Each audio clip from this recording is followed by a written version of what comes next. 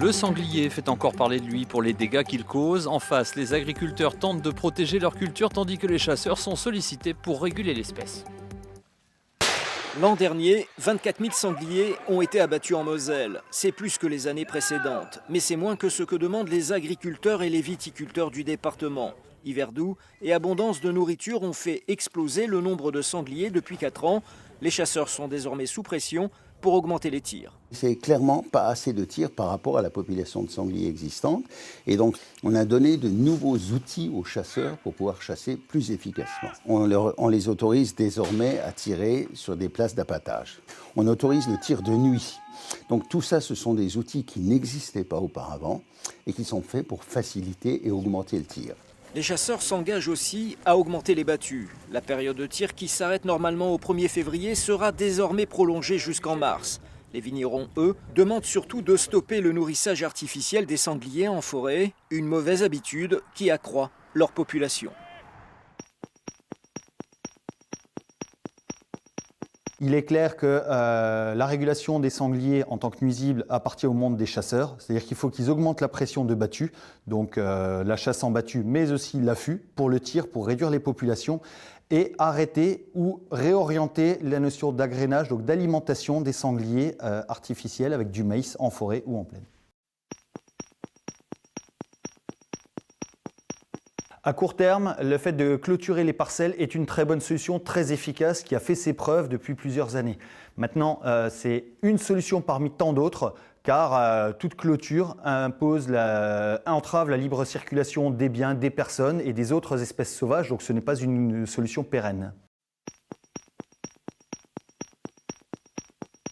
Il y a toujours des relations différentes à créer et surtout renouer le lien.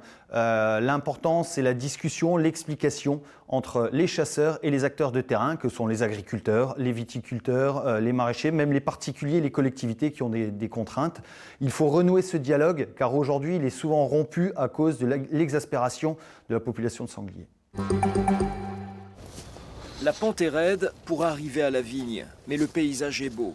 Un cadre magnifique en cette matinée de décembre et qui pourtant réserve à Daniel quelques mauvaises surprises. Regardez, on n'est encore pas dans les vignes, on est en bordure, regardez les trous qu'ils font.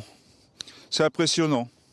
Les auteurs de ces trous béants, ce sont les sangliers, des animaux qui font des ravages dans les champs agricoles, mais aussi au pied des vignes. Tout a été labouré là. Regardez, ils ont tout chamboulé. Ils ont arraché les pieds, là, regardez là, les pieds. Regardez voir ça. Là, regardez voir celui-là, déterré. Regardez, c'est une vraie catastrophe. Ces pieds de vigne ont été plantés en mai dernier et certains plants n'auront même pas le temps de pousser. Ailleurs, dans le domaine viticole de Daniel, les sangliers ont aussi fait de gros dégâts.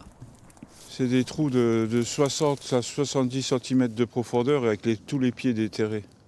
L'an dernier, 24 000 sangliers ont pourtant été abattus par les chasseurs en Moselle. Un chiffre apparemment insuffisant. Pour Daniel, il faut faire plus.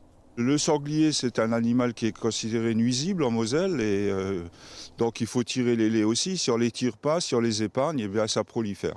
Et bien, on a tout à fait le cas aujourd'hui. Norbert Molosé est viticulteur depuis 20 ans en Moselle. Lui aussi a connu de gros dégâts dans ses vignes. En 2012, 80% de sa récolte avait même été détruite par les sangliers.